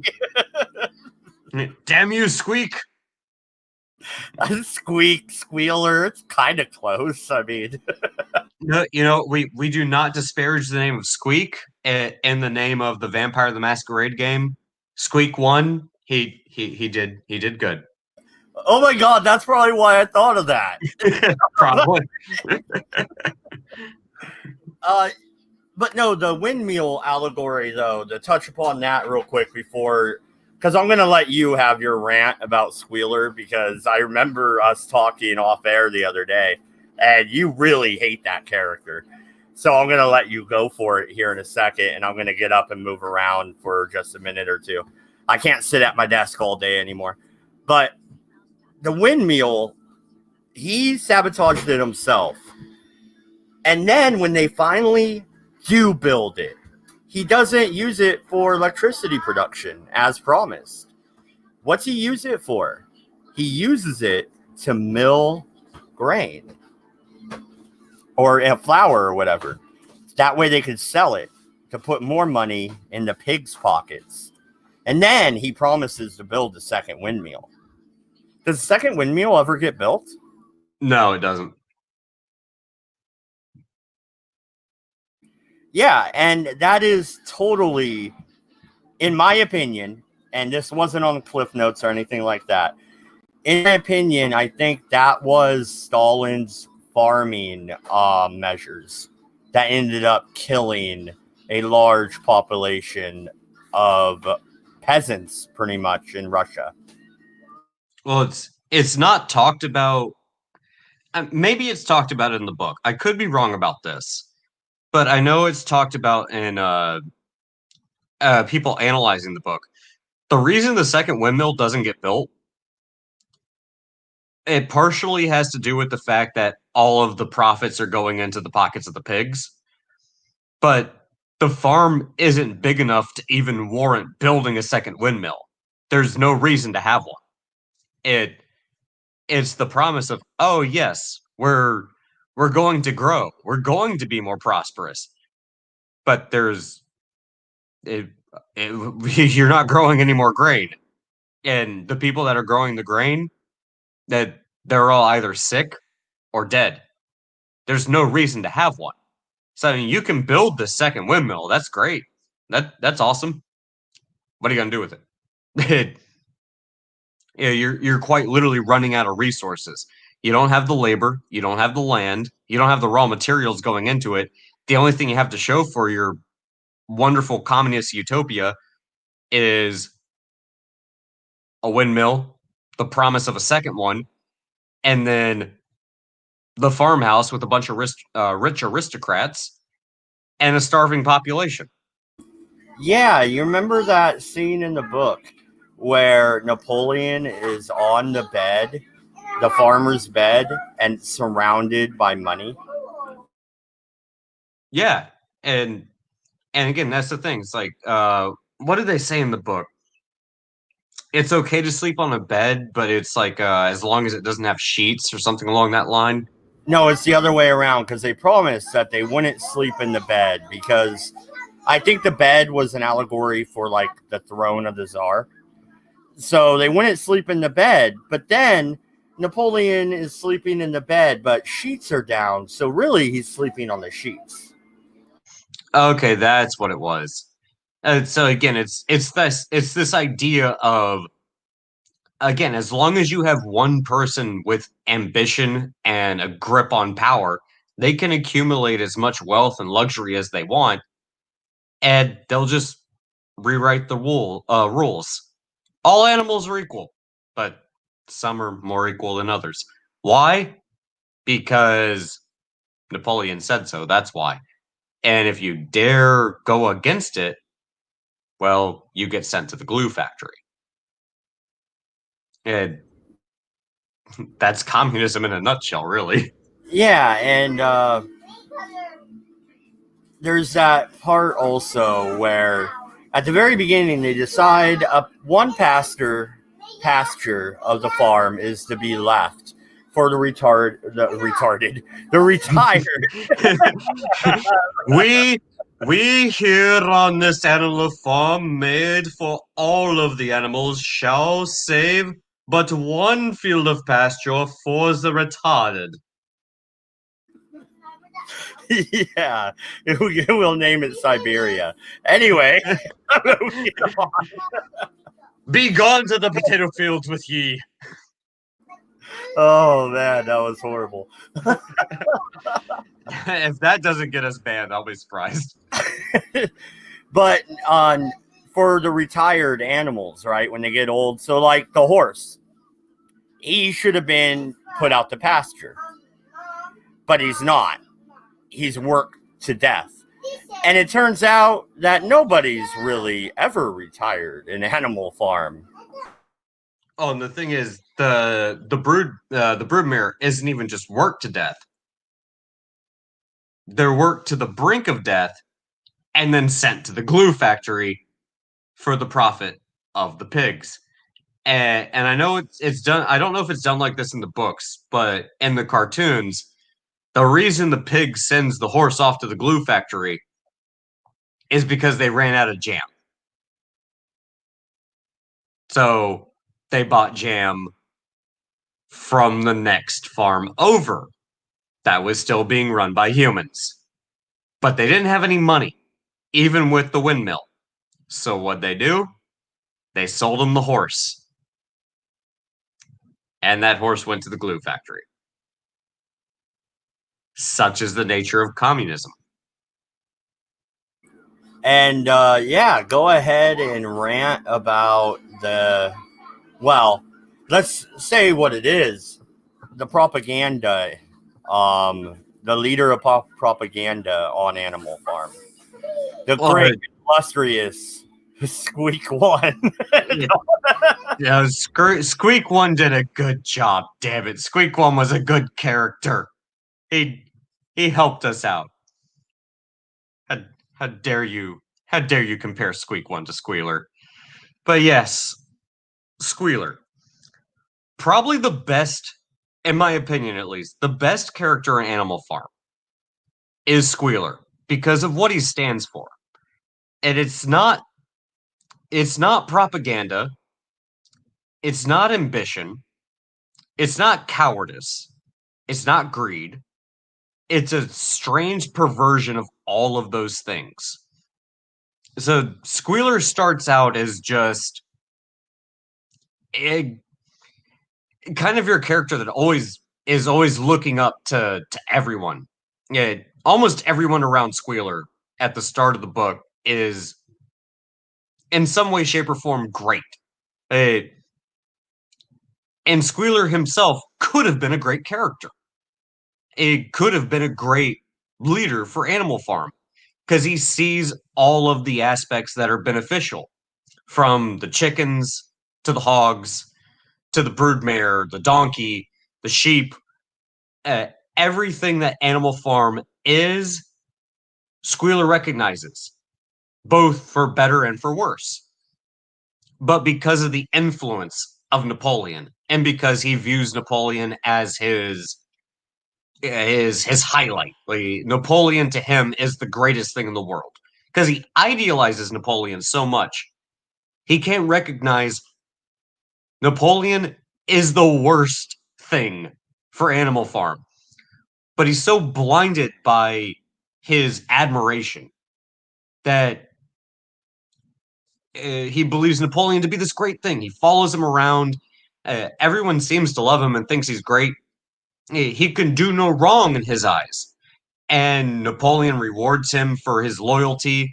And Squealer becomes, Napoleon's right-hand man. He's the greatest thing. And he sees all these great things that Napoleon is doing for Animal Farm. And especially when Snowball is still around. And through Napoleon's manipulation and through Squealer's admiration of Napoleon, he comes to believe that Snowball is what's destroying this grand vision of what Animal Farm could be. So he helps Napoleon and even convinces the other animals that Napoleon isn't the bad element. It's Snowball. It's Squealer. Squealer actively convinces them, hey, don't worry about the dogs, the Gestapo, the SS, the Antifa, whatever you want to call them. Don't worry about the militant extremists. They're working to benefit you. They're working to help you and protect you. Why should I trust you? Well, I'm Squealer. I'm speaking for Napoleon. Look at what Napoleon has done for you. And no, it's Snowball. He's the bad one. And so through his own ignorance, and also whether he realizes it or not, Squealer does have the same kind of underlying ambition that Napoleon does. And that's why Squealer has this, I won't say, Squealer looks at Napoleon as something that he wishes he could be, but knows he cannot be. Because at the end of the day, Squealer is still a coward.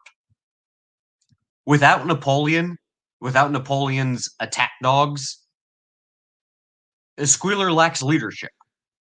The only thing he can do is idealize, which is what he does.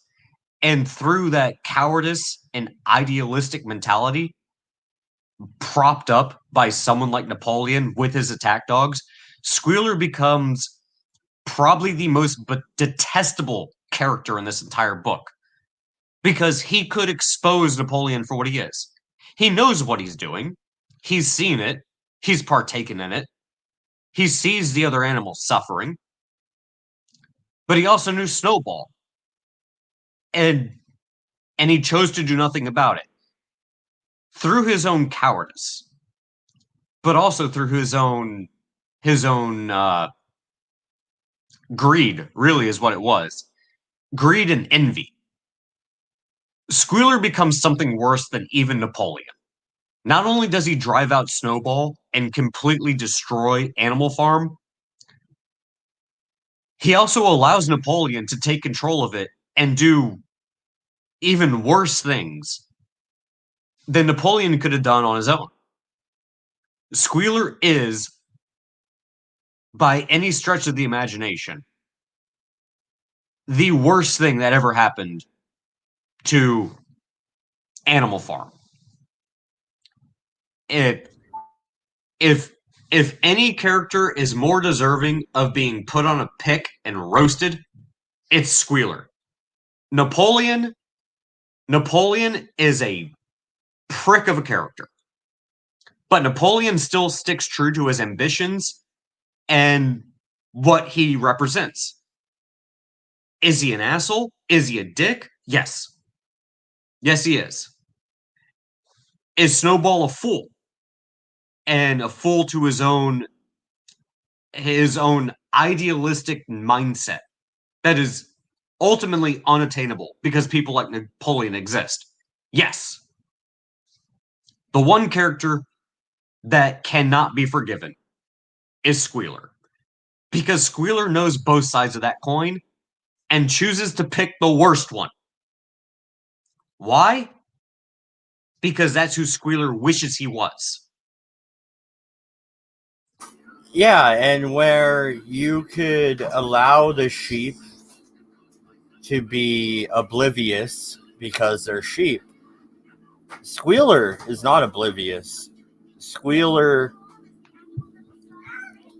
he betrays everything that Animal Farm was supposed to stand for. Now, I'm obviously not a dirty commie, but I get what they were going for with communism. You know, it works for Star Trek in a post-scarcity society. It could work, but we don't live in that world, and neither did the animals of Animal Farm. Any last thoughts? I mean, it's a short book. We've talked about it long enough, I think. Well, in a world where squealers and puppies raised to be attack dogs and Napoleons and other farmers don't exist, Animal Farm could work. But that's why Animal Farm is such a great book, because that's not reality, and it never will be. Because you'll always have other farms. You'll always have squealers. You'll always have attack dogs. And you'll always have Napoleons. The same way you'll always have snowballs. The problem I have with Squealer, at least as far as why I hate him as a character, it's because Squealer is just as vicious and ambitious as Napoleon, yet he's also smart enough to recognize he could be Snowball, but he actively chooses not to be Snowball, not because he couldn't, but because he knows that he doesn't have the ambition and the strength and the ruthlessness to be a Napoleon. He has the charisma and the mouthpiece and the support of the rest of the animals to be a Snowball. He could. He could have been a Snowball. But he's too much of a coward to go against the attack dogs and Napoleon. So what does he choose to do instead?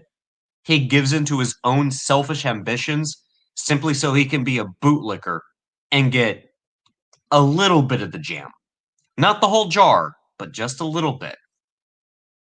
That's why I hate Squealer. If you're gonna be a fucking asshole, if you're gonna be a totalitarian dictator,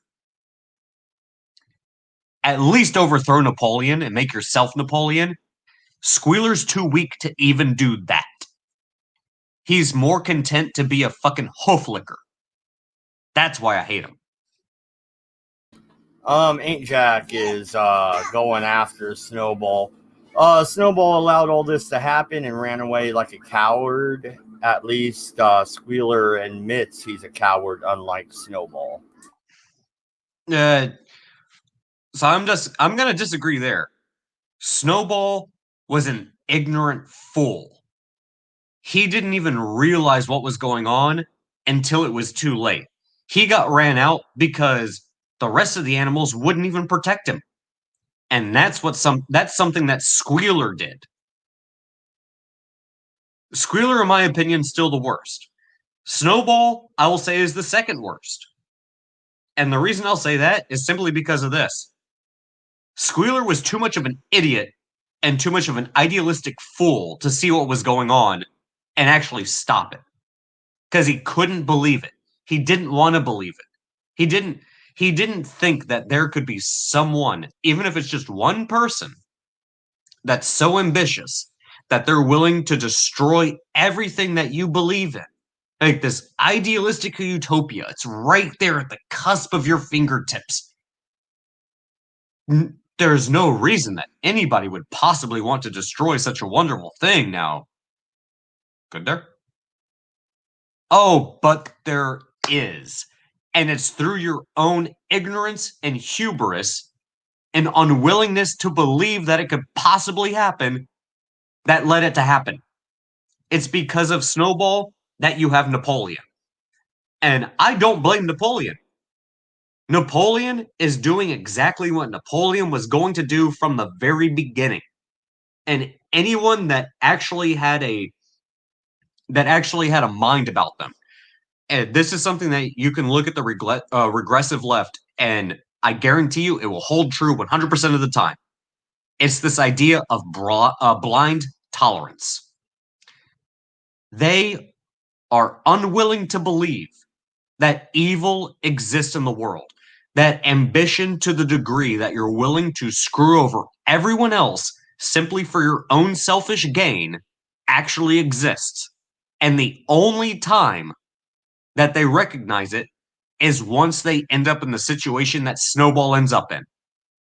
People like Napoleon can never exist without people like Snowball. Snowball is the useful idiot. Squealer is the piece of shit. He sees everything that's going on both sides of the coin, and he just wants to get off with whatever he can and better his lot in life, even if it means screwing over everybody else in the process. Napoleon is holding true to what Napoleon is going to be. Snowball and Napoleon are two sides of the ideological coin.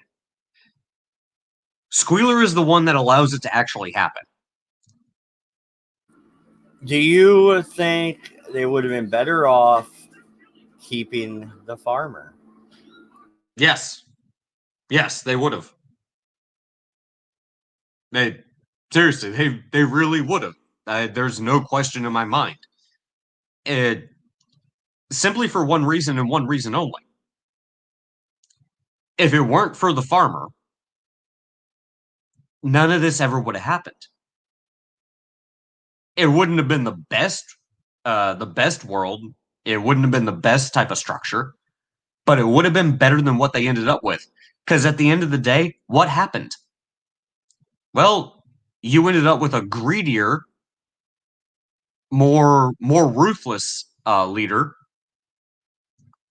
who ended up doing business with other humans, i.e., farmers. So, what did the farmer do? All of the animals were still fed. Oh, and Dade, I did get your message, but we were talking about politics today. I was doing the standard Redeye, which is why I didn't invite you. You have a strict no politics policy. And Matt, I've been reading your comments. You've added to the conversation. I just didn't want to get sidetracked into The Simpsons. Well, the thing is, Dodge, just to answer your question, even when the drunken farmer who was going around showing up completely plastered, you know what he did? He still traded with the other farms. He still knew how business worked. He still had a relationship with the other farms. And even if some of the animals missed their feed, there was still food to feed them. Remember when they all busted in to the grain shed and they all ate their fill? How long did it take them to all starve? Even this drunken farmer still managed to store enough food to make sure all the animals were fed. He was just a broken individual, and in other words, a leader who should have been voted out. But there is still food. The farm still ran. It just had a crap leader. You put Napoleon in charge, well, guess what? There's no more food. And they're all living literally high on the hog. Yeah, and I like how towards the end the pigs start getting rations of whiskey. I just thought to myself, what the fuck is a pig gonna do with whiskey? Well, again, the pigs all end up with luxury goods. They're drinking whiskey and they have jam and everything else, and all the other animals don't even have foods. What's the other thing the pigs do? They start trading off the eggs from the chickens to the other farms to pay for their whiskey. Yeah. That's one interesting book. I think we should start doing book reviews every once in a while. We got about 8 minutes left before we hit the 2 hour mark, which is the usual end spot for the Redeye. Any last things you want to bring up? Anything going on in your neck of the woods? Not really much going on my end, surprisingly enough. And I hope it stays that way, to be honest. And no, as far as this book, I know we were talking about this off stream the other day. Animal Farm it's a good book to read if you want to understand the mindset of your average day Marxist. They have the mindset of Snowball. They think the farm can be self-sufficient. It can't. It never has worked that way. Never will. Which, ironically enough, you look at the flip side of the coin, the hardcore totalitarian, totalitarian conservative. Oh well, we need the government to do everything. No, now you're moving into 1984 territory. There's a balance between the two. They both have a very specific problem. And that problem is this idea of you need some sort of government authority.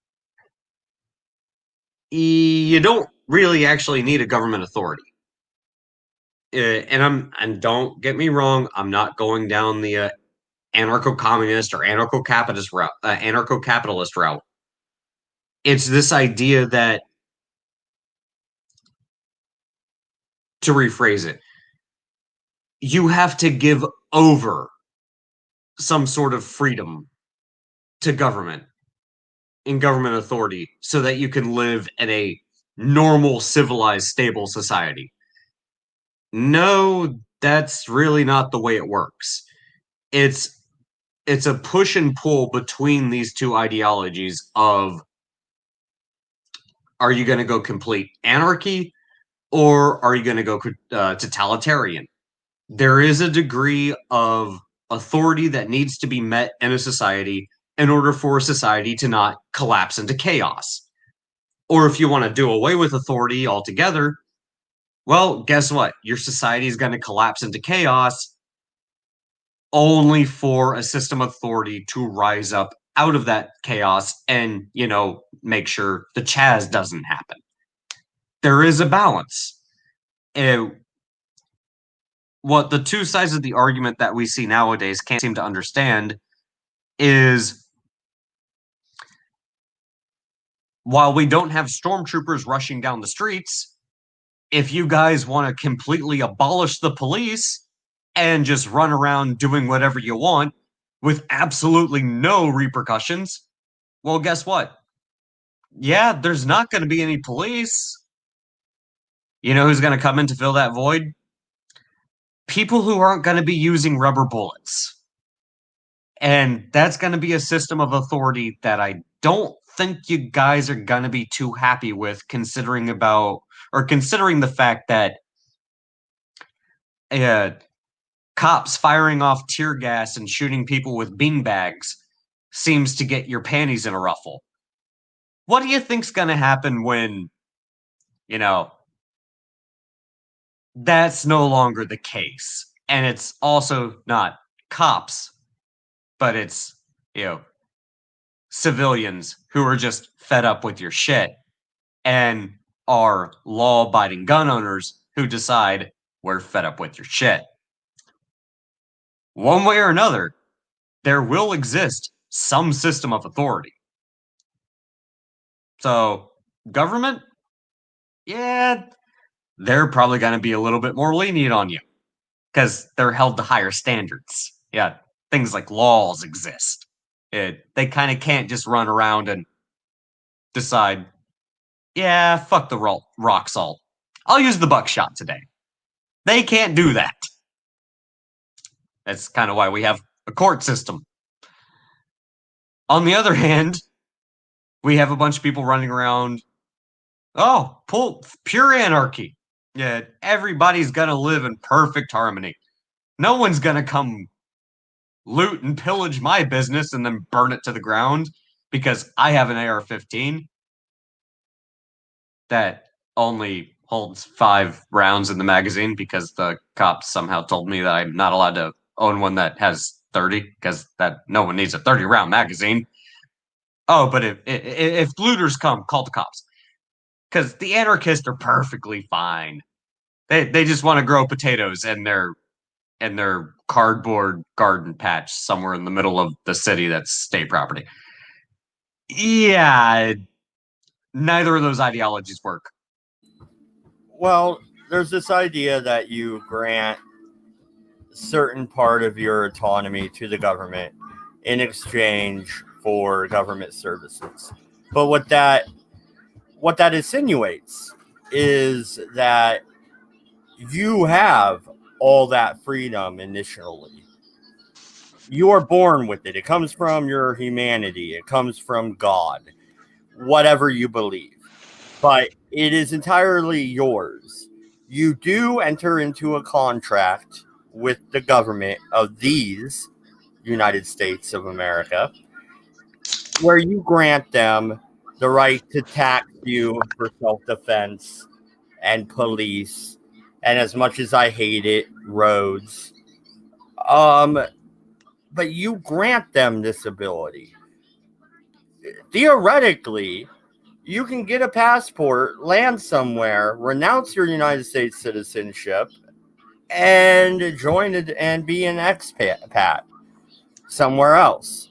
But then you're going into another contract with another government who doesn't necessarily believe that those powers come from your creation.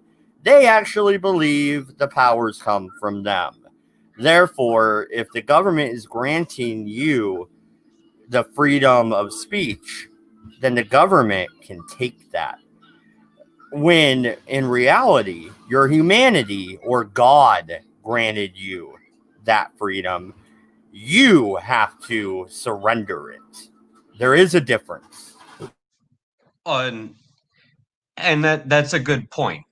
This is something that's kind of lost on modern conversation, but I'll just go ahead and point it out. Whether you're religious or not, you have one of two ways of looking at things. Either your rights are granted to you by government or legislation, things that are controlled by humans, which those aren't rights, those are privileges. You either look at it that way, or you look at them as God-given rights, things that are granted to you by a higher power, something that is not human. Or in other words, you look at the Constitution as restricting government, not the rights of the citizen. Which, in my opinion, and you're free to disagree with me, but my constitutional rights are not granted to me by government. They're just not. And I know the favorite argument is, well, if you use a firearm to commit a crime, then you lose your Second Amendment right. That's not because the government's taking away my right to do it. It's because I used my right to wield a firearm, my right to life, liberty, pursuit of happiness, and I infringed upon the God-given right of another individual. My right is not being taken away because of government. My right is being taken away because I have forsaken my God-given right to begin with. Therefore, I should not be allowed to have it. Hey, that's the argument here. The government can't take it away from me simply because they don't like it. It's like, whoa, you're not allowed to own an AR-15. You're not allowed to own a 30-round magazine. No, I haven't done anything wrong. You have no right to take it away from me. The second that I infringe upon the God-given rights of another individual, I am also forsaking my God-given rights. I am no longer entitled to them. The government has no right to tell me if I'm entitled to those rights or not. They can simply acknowledge the fact that I have forsaken those rights and therefore take them away from me by force. Because you want to know what's going to happen? Do away with government and then hand me a gun and somebody else a gun. Even if this person is not in a position of governmental power, if they're not a legislator or a cop or a prosecutor, do away with everything. We're living in a perfect communal society, no government. Mad Dodge is my neighbor. Whoever's in the chat, we're all neighbors. I turn around and shoot Mad Dodge, and I'm completely unhinged. I'm going to shoot all the rest of you. Do you think you guys are going to come there and say, oh, no, he can keep his gun? No, you're not. You're going to come there and take the gun away from me or shoot me. Why? Because I've forsaken my God-given rights. And Goat Man, yeah, you do. When the Constitution was written, the right to bear arms included cannon, which was the nuclear arms of the day. So when libertarians make that joke, a nuke in every garage, we actually kind of mean it. Well, yeah, again, like you could literally back in the day, you could own a cannon if you really wanted to. And I believe it was I know there was at least one instance in Virginia, but I think it was actually in Massachusetts where they actually did have to sign this into law, where you couldn't fire off a cannon between a certain time because it kept waking people up.